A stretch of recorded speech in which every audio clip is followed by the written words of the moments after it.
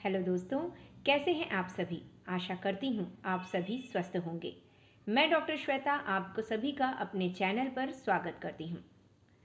आज हम एक ऐसे होम्योपैथिक मेडिसिन के बारे में बात करने जा रहे हैं जो कि ब्लीडिंग के लिए, आयरन डेफिशिएंसी एनीमिया जिन लोगों में है, सियाटिका की जिन लोगों को प्रॉब्लम है और जिन लोगों को कमर दर्द की शिकायत रहती है या फिर हार्ट डिजीज़ जिन लोगों को है, उनके लिए बहुत ही इफ़ेक्टिव है। जी हाँ दोस्तों, आज हम फेरम मेटालिकम होम्योपैथिक मेडिसिन के बारे में बात करने जा रहे हैं। आप लोगों में से ही किसी ने ये मेडिसिन सजेस्ट किया था। आशा करती हूँ आप सभी मेडिसिन को सजेस्ट कीजिए कि आगे आने वाली वीडियोस में कौन सी मेडिसिन को मैं बनाऊं ताकि आप लोगों को पूरी जानकारी मिल सके। तो चलिए शुरू करते हैं। फेरम मेटालिकम के गाइडिंग इंडिकेशंस, क्लिनिकल कंडीशंस की किन किन बीमारियों में आप इसे यूज़ कर सकते हैं और उसके साइंस एंड सिम्टम्स के बारे में। तो चलिए शुरू करते हैं। दोस्तों, आज हम बात करते हैं कि क्लिनिकल कंडीशंस में फेरम मेटालिकम किन किन बीमारियों में यूज़ कर सकते हैं। जैसा कि मैंने बताया था कि आयरन डेफिशिएंसी एनीमिया के लिए बहुत ही इफ़ेक्टिव है। तो आयरन डेफिशिएंसी एनीमिया के क्या क्या सिम्टम्स होते हैं उसके बारे में जानते हैं। और एरिथमिया यानी कि इर्रेगुलर हार्ट बीट होता है। हार्ट बीट जो है वो हार्ट जो है अपना वो प्रॉपरली धड़कता नहीं है। उसकी धड़कन जो होती है, दिल की धड़कन में एबनॉर्मेलिटी आ जाती है, उसके बारे में जानते हैं। जैसा कि आप सभी देख रहे हैं पिक्चर में कि आयरन डेफिशिएंसी एनीमिया की वजह से क्या क्या हो सकता है। जिन लोगों में आयरन डेफिशिएंसी एनीमिया होती है उनके नेल्स ब्रिटल हो जाते हैं, यानी कि देखिए बीच से नेल्स टूटा हुआ है तो नेल्स जो है जल्दी जल्दी ब्रेक होने लगते हैं। Cracks in the sides of the mouth, ये जो लिप्स के साइड में जो है कॉर्नर जो है माउथ का, वहाँ पर क्रैक्स होने लगता है। पेल स्किन होता है, पेल स्किन होने लगता है यानी कि स्किन जो है स्किन वाइटनेस होने लगती है। आयरन डेफिशिएंसी होने की वजह से, ब्लड की कमी होने की वजह से स्किन जो है पेल हो जाता है।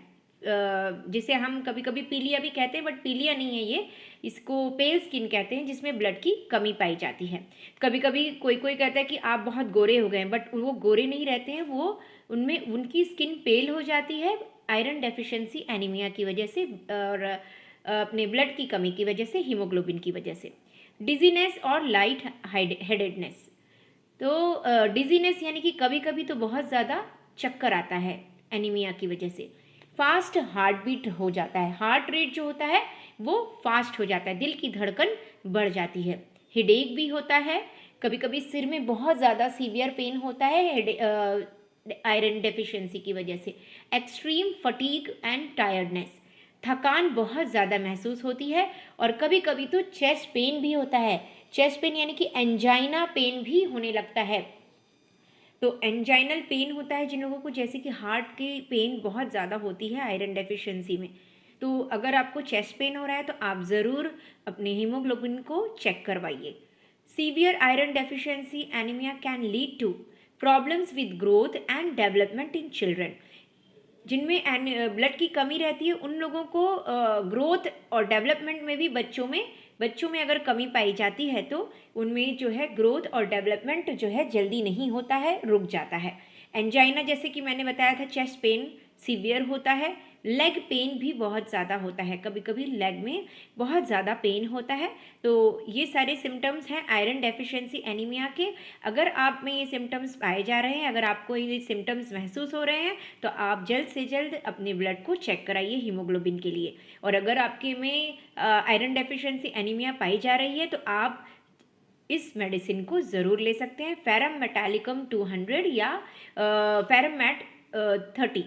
तो ये आपको 4 पिल्स 4 टाइम्स अ डे लेना है, या फिर आप इसको 30 या फिर आप इसे लिक्विड फॉर्म में ले रहे हैं तो 2 drops directly on tongue 4 times a day लेना है। और इसको आपको कम से कम 3 मंथ्स तक लेना है। और इसके साथ ही आप फोलिक एसिड भी ले सकते हैं, आयरन सप्लीमेंट्स भी ले सकते हैं।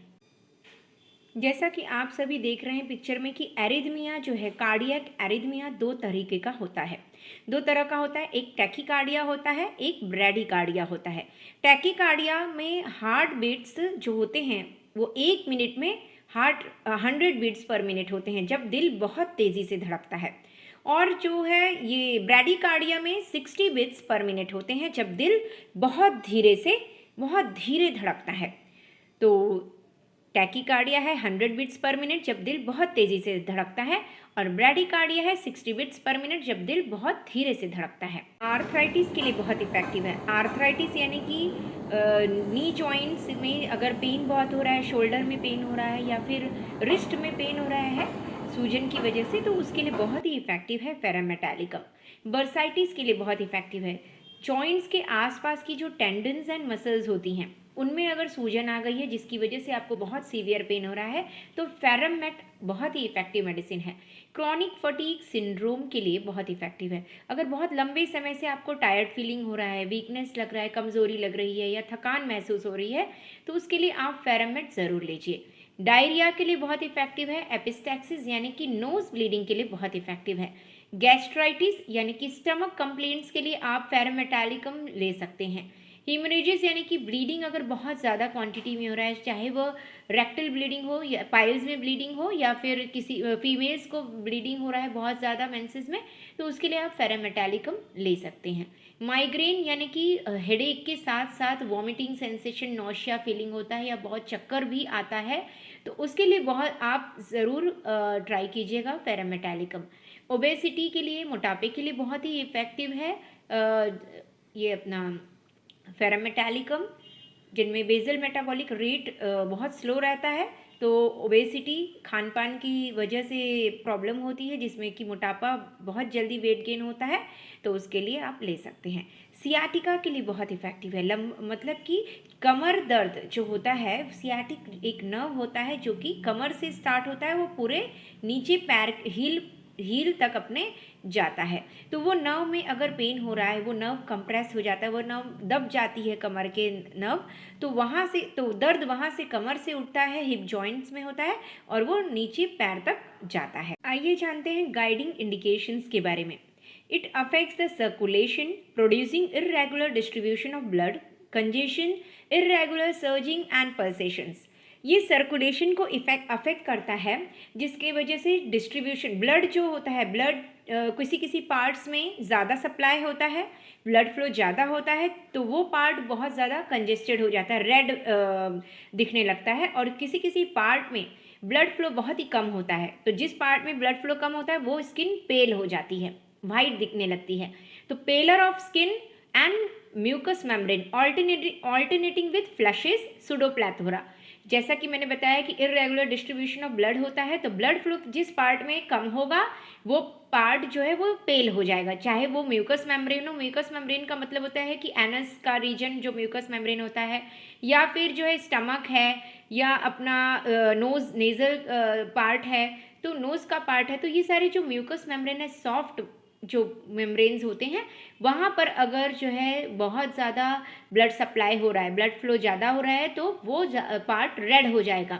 तो मतलब थोड़े समय के लिए रेड होता है, इसलिए इसे सुडोप्लैथोरा बोलते हैं कि थोड़े टाइम के लिए बहुत ज़्यादा रेडनेस हो जाता है, और जब ब्लड सप्लाई कम हो जाता है उस जगह पे, तो वो जगह पेल हो जाती है, मतलब वाइट हो जाता है। तो anaemia of young persons with flushed cheeks but pale lips, delicate girls constipated with low spirits. तो जिन लोगों में आयरन डेफिशिएंसी एनीमिया होता है यंग पर्सन्स में, उनमें जो है जो चीक्स होता है वो फ्लश्ड होता है, यानी कि वो रेड कलर का चीक होगा। चीक्स जो होता है वो रेड कलर के होते हैं, क्योंकि चीक्स में ब्लड फ्लो बहुत ज़्यादा हो रहा है उस समय, इसका मतलब ये होता है। बट पेल लिप्स में ब्लड सप्लाई बहुत कम हो रहा है, ब्लड फ्लो बहुत ही कम हो रहा है, इसलिए लिप्स जो है वो पेल होता है। तो डेलिकेट गर्ल्स जो होती हैं, बहुत ज़्यादा नाजुक होती हैं गर्ल्स, तो वो लोगों में कॉन्स्टिपेशन की शिकायत भी बहुत ज़्यादा रहती है, और विद लो स्पिरिट्स, उनमें vital fluids, Vitality, immune system बहुत ही कम रहता है। It relaxes the blood vessels causing hemorrhages which are bright with small clots, especially in rapid growing youth, or the veins dilate during neuralgia, menses or fever. Hemorrhages are bright red, easily coagulable. ये ferrum metallicum में जो है वो ये जो है blood vessels को relax करता है, यानी कि वाइडन, चौड़ा कर देता है, जिसकी वजह से ब्लीडिंग होता है, जो कि ब्राइट रेड कलर का होगा, या फिर जिन लोगों में ब्राइट रेड कलर की ब्लीडिंग हो रही है, और साथ ही स्मॉल क्लॉट्स भी, गांठ भी गिर रहा है, तो उन लोगों, और स्पेशली इन ग्रोइंग यूथ में, यंग गर्ल्स में या यंग मेल्स में, तो उनको ये फेरम मेटालिकम ज़रूर लेना चाहिए। ये वेन्स को डायलेट करता है, यानी कि वेन्स को वाइडन कर देता है, चौड़ा कर देता है। किस समय? नर्व पेन जब होता है, न्यूरालजिया होता है, चाहे फेस में नर्व पेन हो या फिर सियाटिका हो, या सियाटिका में भी नर्व पेन बहुत सीवियर होता है। मेंसेस के दौरान या फिर फीवर के टाइम पर वेन्स डायलेट हो जाती हैं, वेन्स जो हैं चौड़ी हो जाती है, जिसकी वजह से ब्लीडिंग बहुत ज़्यादा होता है और ब्राइट रेड कलर का ब्लीडिंग होता है, और इजीली क्लॉट भी फॉर्म हो जाता है। वीकनेस फ्रॉम मियर स्पीकिंग और walking through the looking strong. Weakness बहुत ज़्यादा रहता है क्योंकि ब्लीडिंग बहुत ज़्यादा हो चुकी होती है, इसलिए उसकी वजह से कमज़ोरी बहुत ज़्यादा लगती है कि वो बात भी नहीं कर पाता है या फिर वॉक भी उसको करने में प्रॉब्लम होती है। यद्यपि वो दिखने में बहुत स्ट्रांग होता है, लगता है नहीं है, देखकर लगता नहीं है कि वह जो है बहुत इतना वीक होगा। दिखने में तो वो बहुत स्ट्रांग लगता है, लेकिन उसकी बॉडी में बहुत ही ज़्यादा वीकनेस रहती है, वो बात भी नहीं कर पाता और ना ही वो चल पाता है। आइए जानते हैं वासोडाइलेटेशन के बारे में कि ब्लड वेसल्स के वासोडाइलेटेशन से क्या क्या होता है और वो किस प्रकार होता है। Vessels transport nutrients to organs or tissues and to transport wastes away from organs or tissues in the blood. Vasoconstriction is the narrowing of blood vessels, typically when the muscles of blood vessel walls become constricted, causing the vessel lumen to become smaller. Vasoconstriction can be a reaction to cold, stress, cigarette smoking, and medications, and when blood vessels in your body widen, allowing more blood to flow through them and lowering your blood pressure. Vasodilation occurs naturally in response to low oxygen levels or increases in body temperature. Its purpose is to increase blood flow and oxygen delivery to parts of the body that need it most. Pain and sufferings aggravate during rest, such as palpitation, dyspnea and weakness.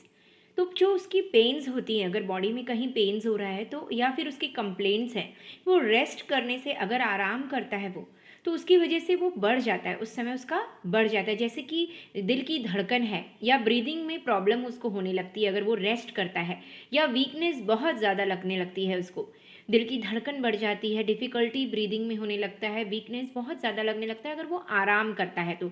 दस patient is emulated by moving about gently in house और in open air.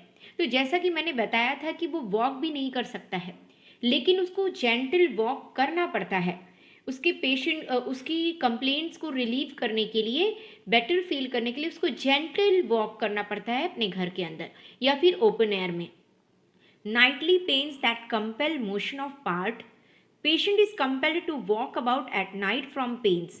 रात में इतना severe pain होता है कि उसको उस पार्ट को मूव करना पड़ता है या फिर उसको पेशेंट को वॉक करना पड़ता है, इतना सीवियर पेन होता है रात के समय। ड्रॉप्सी और paralysis after loss of vital fluids, haemorrhages, abuse of quinine, suppressed इंटरमिटेंट्स।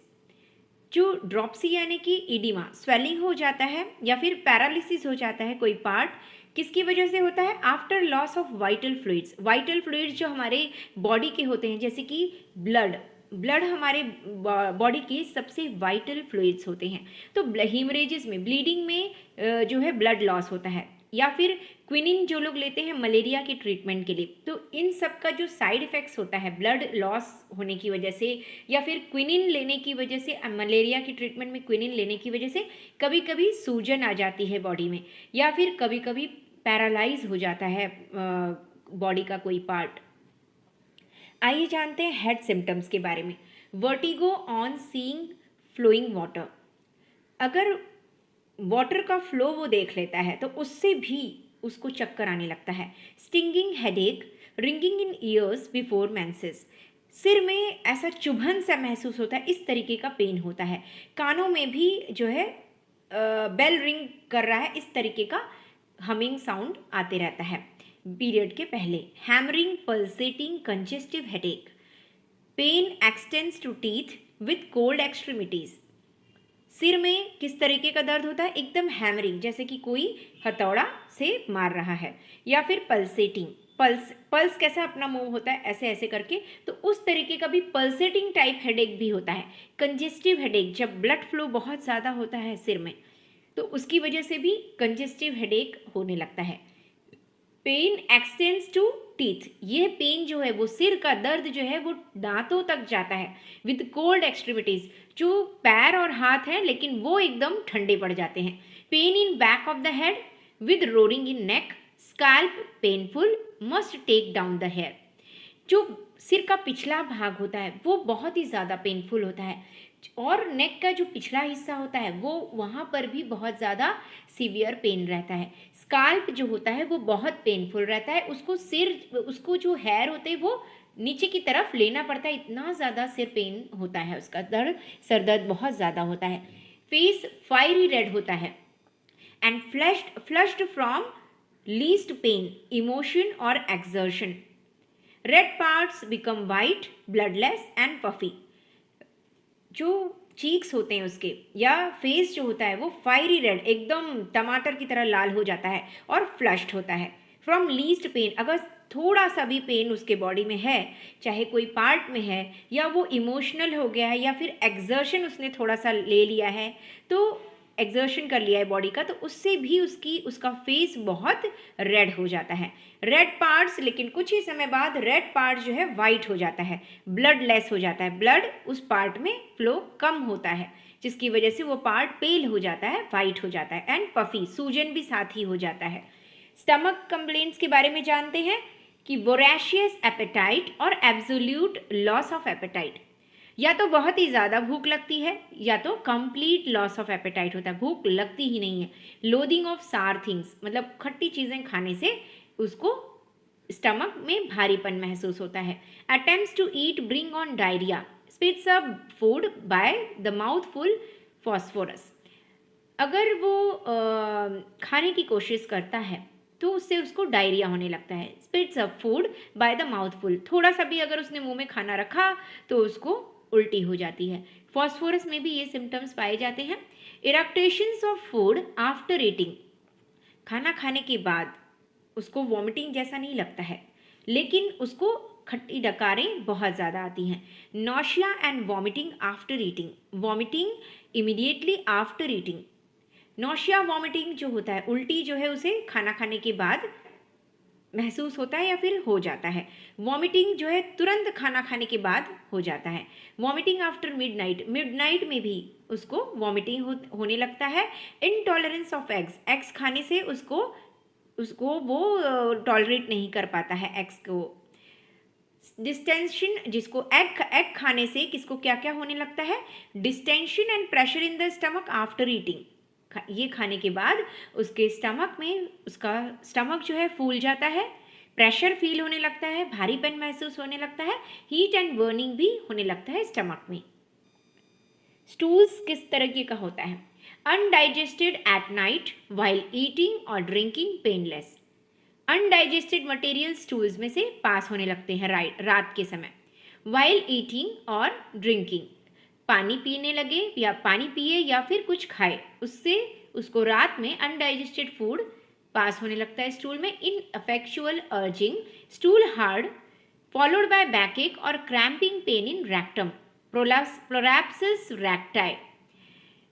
मतलब कि इनफेक्चुअल अर्जिंग, उसने बहुत ज़्यादा प्रेशर लगाता है स्टूल पास करने के लिए, बट स्टूल जो है वो बहुत ही हार्ड होता है, पास नहीं होता है, और जिसकी वजह से उसके कमर में दर्द भी शुरू हो जाता है और रेक्टम में क्रैम्पिंग पेन शुरू हो जाता है। प्रोलैप्सिस रेक्टाई, रेक्टम जो होता है, जो लैट्रिन का भाग होता है, वो जो है शरीर के बाहर आ जाता है। Itching of the anus, anus में ईचिंग होता है स्पेशली यंग चिल्ड्रन में। फीमेल के बारे में बात करते हैं, फीमेल सिम्टम्स के बारे में। मेंसेस रैमिट अ डे और 2 एंड देन रिटर्न, मेंसेस एक दिन के लिए बंद होता है या 2 दिन के लिए बंद होता है और फिर से रिटर्न वापस आ जाता है। Discharge of long pieces from uterus, women who are weak, delicate, chlorotic yet have a fiery red face. Long pieces uterus से पास होता है, यानी कि ब्लीडिंग में, मेंसेस में लॉन्ग क्लॉट्स बाहर निकलते हैं। कभी कभी मांस का टुकड़ा बाहर आ रहा है, इस तरीके का भी महसूस होता है। Women who are weak, delicate, chlorotic, women जो है बहुत कमज़ोर होती है, लेडीज़ जो हैं बहुत कमज़ोर होती है, डेलिकेट होती है और ब्लड की कमी भी होती है, फिर भी उसका फेस जो है वो फायरी रेड होता है। Menses too early, too profuse, last too long, बहुत जल्दी पीरियड आ जाता है, बहुत लंबे समय तक रहता है और बहुत ज़्यादा क्वांटिटी में होता है। Pale, watery, sensitive vagina, menses pale and watery होता है, मतलब बहुत ज़्यादा ब्राइट रेड नहीं होता है। सेंसिटिव वजाइना जो है बहुत ज़्यादा सेंसिटिव होता है, जिसकी वजह से जो लेडीज़ प्रेग्नेंट होती हैं उसमें टेंडेंसी टू एबॉर्शन होता है, उनमें एबॉर्शन के चांसेस बढ़ जाते हैं। प्रोलैप्सिस ऑफ वजाइना, वजाइना भी शरीर के बाहर आने लगता है। एक्सट्रीमिटीज़ में हम देखते हैं कि क्या सिम्टम्स होते हैं। रूमेटिज्म ऑफ द शोल्डर, जिनमें फ्रोजन शोल्डर की शिकायत होती है, शोल्डर पेन होता है, शोल्डर मूव नहीं कर पाते हैं, उनके लिए बहुत इफेक्टिव है ferrum metallicum. Dropsy after loss of vital fluids, जैसा कि मैंने कहा था वाइटल फ्लूइड्स यानी कि हमारे शरीर के जो ब्लड होते हैं वो सबसे इम्पॉर्टेंट वाइटल फ्लूइड्स होते हैं, वो अगर लॉस होता है तो उसकी वजह से शरीर में सूजन आने लगता है।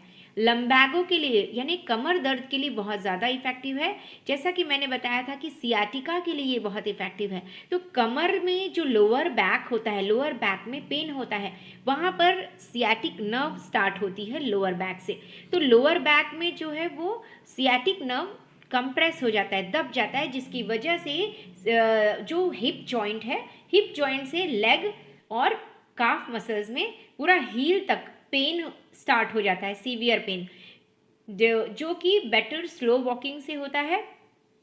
स्लो वॉक करेंगे तो उससे बेटर फील होता है। ये sciatic pain in the hip joint होता है, टिबिया, सोज एंड हिप में, हील में। तो मैंने जैसे कहा था कि लोअर बैक से स्टार्ट होगा, हिप जॉइंट में होगा, फिर टीबिया में, यानी कि लोअर जो अपने लेग्स होते हैं, back side of the leg होता है, हिप जॉइंट है, बैक साइड ऑफ लेग है, सोज एंड हील तक का पेन जाता है।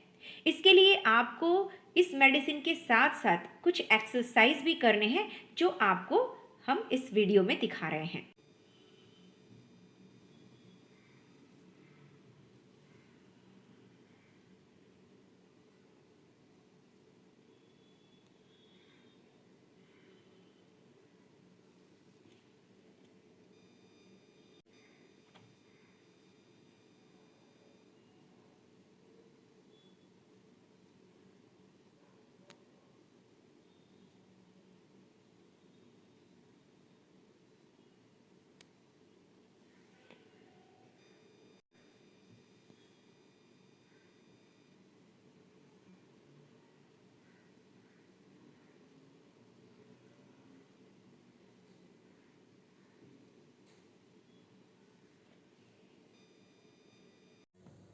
आइए जानते हैं आर्थराइटिस के symptoms and science and symptoms के बारे में कि आर्थराइटिस क्या होता है।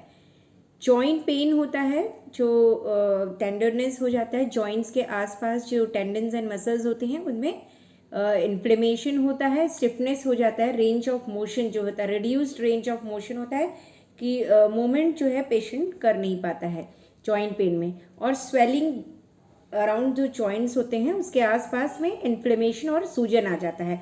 स्किन का कलर भी चेंज हो जाता है उस पार्ट का।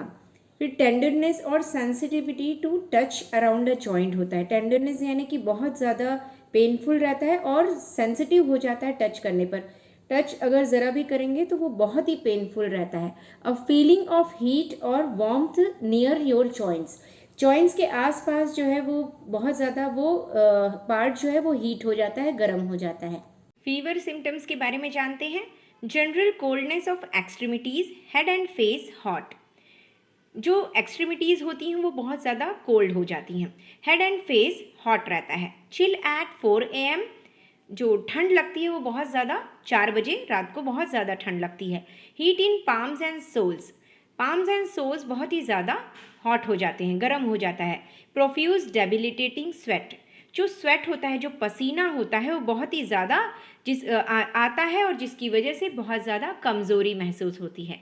आइए जानते हैं उसके मोडालिटीज़ के बारे में कि किन कंडीशंस में ये जो कंप्लेंट्स होते हैं वो बेटर फील होते हैं और किन कंडीशंस में सिम्टम्स जो है वो एग्रेवेट होते हैं, बढ़ जाते हैं।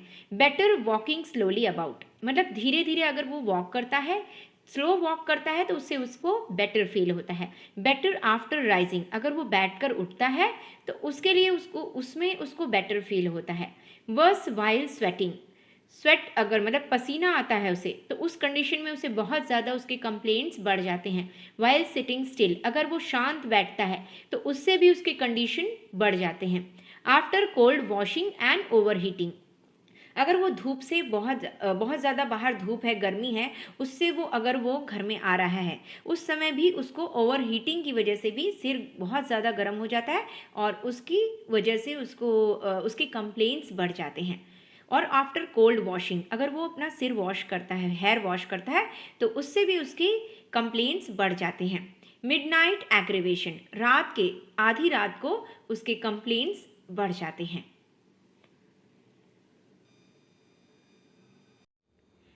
दोस्तों, वीडियो आपको कैसी लग रही है, पूरी जानकारी आपको कैसी लग रही है, इन्फॉर्मेशन आप कमेंट करके ज़रूर बताइएगा। और आपको कौन सी मेडिसिन के बारे में मुझे जानकारी देनी चाहिए आगे की वीडियोस में, उसे आप ज़रूर कमेंट करके मेंशन करिएगा। सब्सक्राइब ज़रूर करिए, चैनल को लाइक करिए, शेयर करिए, ताकि ज़्यादा से ज़्यादा ये वीडियो लोगों तक पहुँचे, जानकारी लोगों तक पहुँचे। तो थैंक यू सो मच।